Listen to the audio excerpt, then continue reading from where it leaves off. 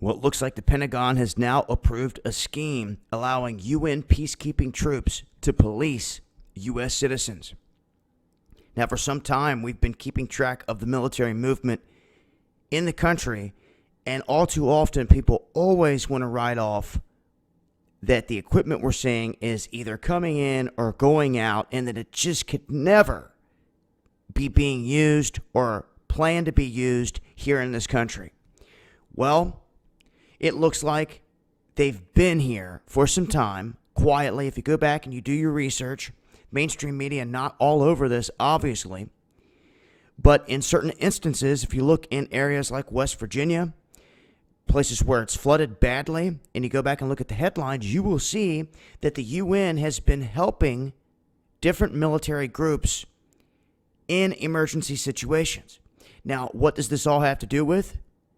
The federal government announcing their support for this new set of principles that allow the UN troops to police and use force in order to, quote unquote, protect citizens. Now, they're saying this will all be in the event of armed conflict. And this is coming hand in hand with this executive order that Obama just signed, talking about pre and post strikes when it comes to civilian casualties when there's military use of force. We have U.S. Ambassador Samantha Powell stating that they're focusing on the responsibility of protecting civilians, and that the United States was proud and humbled to join 28 other countries that have pledged to abide by their 18 pledges. UN peacekeepers from these 29 countries are now required to act in cases where civilians are in danger.